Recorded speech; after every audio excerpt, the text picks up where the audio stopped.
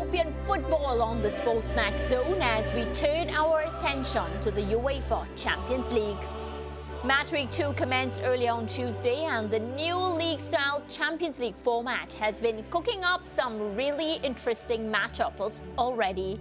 We begin with one such encounter as the Gunners from North London, Arsenal, welcomed reigning French League champions Paris Saint-Germain to the Emirates for a blockbuster clash. We have the highlights. Trassard has done well. Running at Hakimi now with Martinelli outside him. Trassard scooping in the cross, and Havertz scores! I've got to tell you, that's not good goalkeeping. He's got to come and make that, because that's not a ball that the two central defenders can defend. But Kai Havertz knows there he could get hurt, but doesn't take his eyes off the ball for a split second. And that is a brilliant, brilliant finish, and gives Arsenal a big start in this game.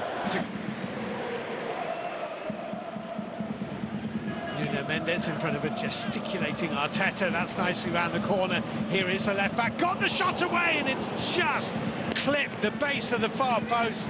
Desiree Doué. Hakimi running in behind Calafiori. Look at him go. Achraf Hakimi. Oh, brilliant run. Corner. Oh, he's seriously powerful. It'll be in a minute as Saka delivers. Here they come. Flick at the near post. It's in. Well, has it gone straight through? And I'm not sure that would be a direct taken. That's exactly what was required there. Great goalkeeping. Victory for Arsenal and Mikel Arteta. Nice embrace between the two Spaniards. Now the 2022-23 winners, Manchester City, they were also in action as they hunted their first win away to Slovan Bratislava. Doku. Sending it across, first time shot, headed away by Kashia, and it takes a deflection. İlkay Gündoğan's shot deflecting home, Manchester City ahead in the 8th minute. Falling at the feet of İlkay Gündoğan. And the deflection coming off Kyriakos Savidis. As Foden just slides it through to Jeremy Doku again. Back with Foden. It's 2-0 Manchester City.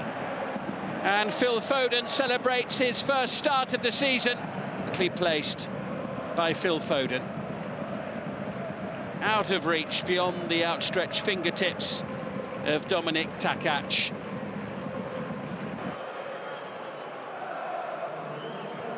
Haaland times his run. I think he's timed it well. Round the goalkeeper. 3-0 Manchester City. That's an excellent through ball. Composed and too quick.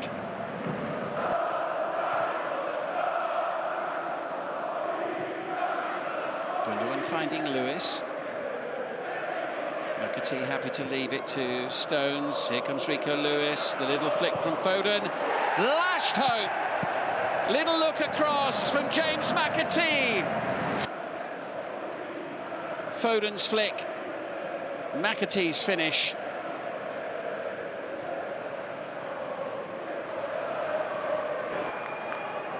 And that should just about do it when play resumes. So it's been a really tough opening to the Champions League group stage for Slovan Bratislava. They've conceded 9 goals in their opening 2 matches, 5 to Celtic and now 4 to Manchester City. A very professional job done by Pep Guardiola's team. 2 goals in each half. All right, let's take a look now at the full results from today. So that 1-1 draw between Stuttgart and Sparta Prague. Arsenal 2 goals to secure the win against PSG. Manchester City 4 goals against Slovan Bratislava. Brest getting a 4-0 win against RB Salzburg. 5 goals in that win for La Liga's Barcelona against Young Boys. Bayer Leverkusen 1-0 versus Inter Milan. 7 goals for Borussia versus AC Milan. 7 goals in that win for Borussia versus Celtic. Inter, a 4-0 win over Cervena Zaveda, and PSG could only manage a 1-1 draw against Sporting Lisbon. Well, we have Juan Arango, and he joins us this afternoon to review the action. Juan, how are you? I'm doing good. How's everything going with you? I'm all right as well. I think it's only fitting that we start by talking about the Gunners. Arsenal securing that win today, and it looked pretty tidy. It was. You're absolutely right. I was going to start out saying that because you talk about a team in PSG that does have interesting players, no longer superstars, no longer these world-class type of players, but very good collectively and very young as well, because you saw it in the first goal. William Pacho ends up just watching the ball as Kai Havertz ends up just going right through him. And again, Gigi Donnarumma with the gap coming out late.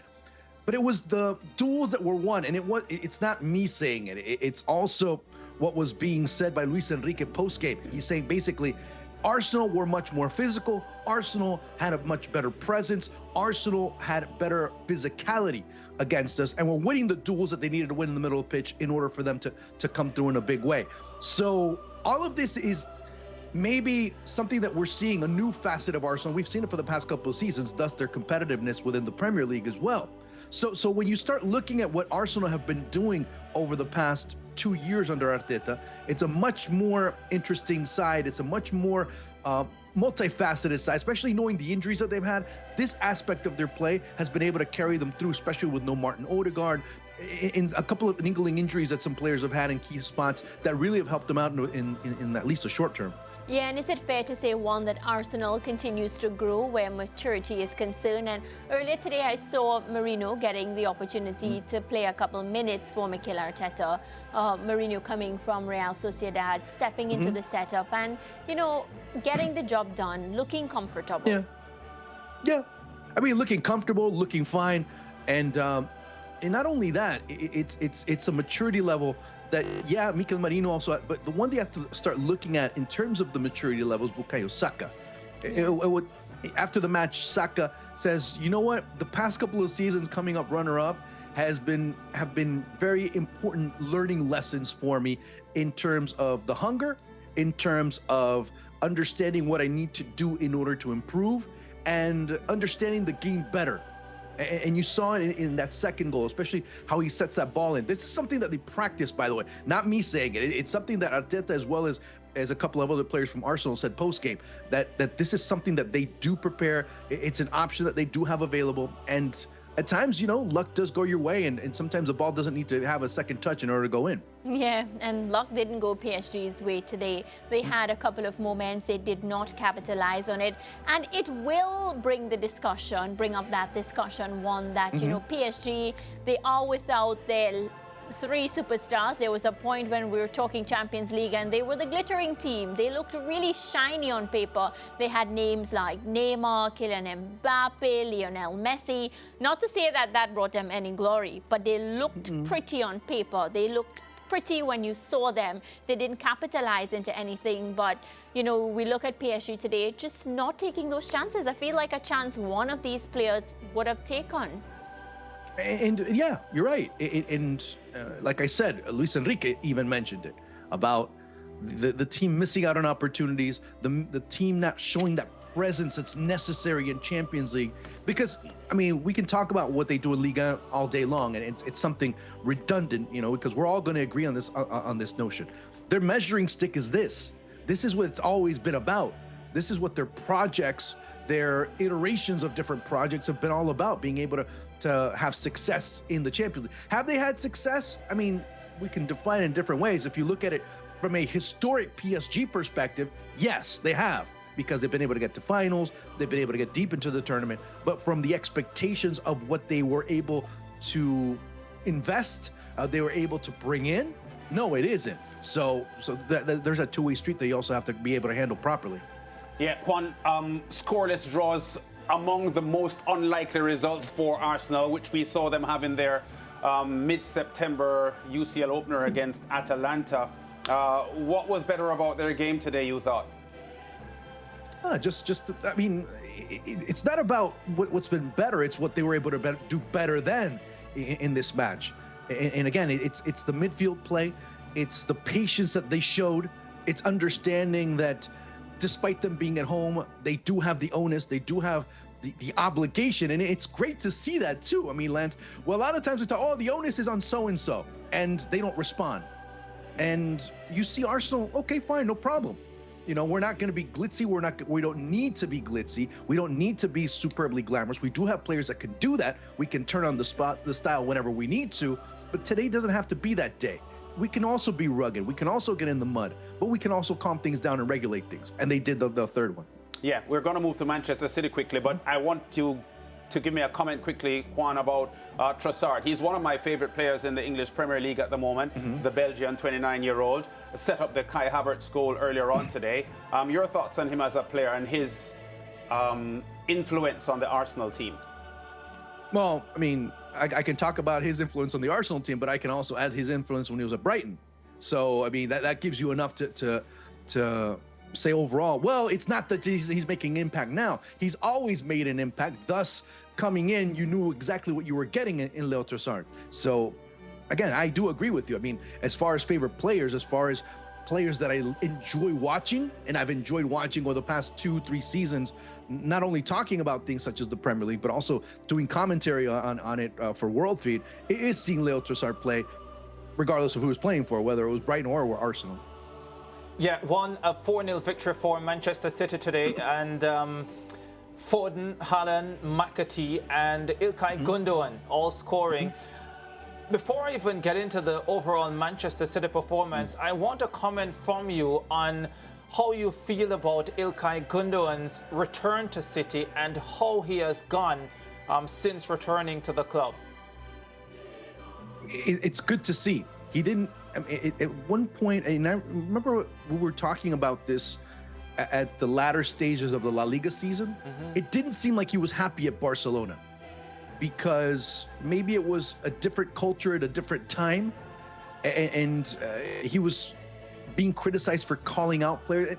And understand Ilkay Gundogan, and there's also a lot of culture clashes that occur in some dressing rooms, that some cultures end up being a little bit more straightforward, and some end up, hey, wait a second, you got to kind of understand that what happens inside a dressing room stays inside a dressing room. Well, here at City, he ends up fitting in hand in glove because of what's been able to happen, what the players that he has around.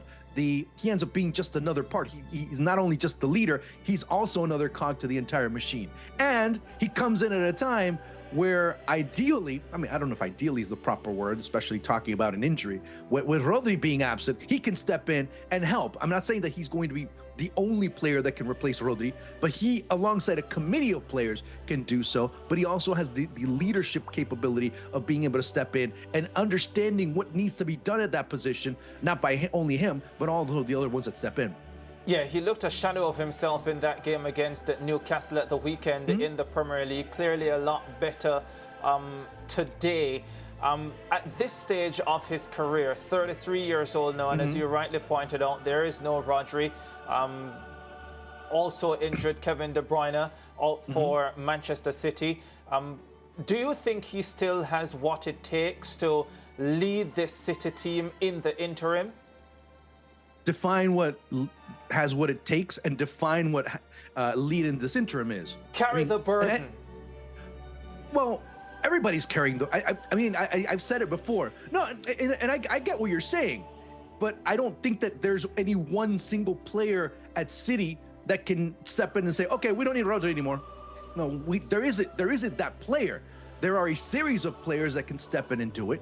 I strongly believe. There's certain players that do tick off certain check marks. They don't tick all of them. That's why Rodri ends up being such an important player. I mean, you're not just replacing any other midfielder. You're replacing a player that is this year one of the top candidates to win the Ballon d'Or. So, I mean, if I go and say, oh, yeah, no problem. Yeah, they have depth, no problem. He's not going to be missed. It would be completely ridiculous on my part. But you do have a player that can step in certain intervals. You have other players, Mateo Kovacic. You do have Rico Williams. Rico Lewis, excuse me. You have a lot of others that can end up stepping in and filling in for the time being. Now, how it will work out, nobody knows up to now. Now, there's one other thing that I can mention, because you did mention also Kevin De Bruyne, is that Pep in yesterday's Matchday -1 press conference, he did say, well, I'm going to see. I don't know. We're going to see. We're going to see after the international break how he ends up evolving from his injury, and he might be back sooner rather than later. Yeah, one in 10 seconds because we have to go quickly, and I don't know if you can answer this, but I hope you can. I saw Mohamed Kudus, the West Ham man, at the Emirates today, and suggestions that he was supporting Arsenal. I don't know if you have any idea what that means. He lives in London, wanted to watch football. Okay, Juan, thank you very much. That's all we can say as of right now. Wink, wink. Well, he did 10 seconds. You asked him for 10, yeah? All right, Juan.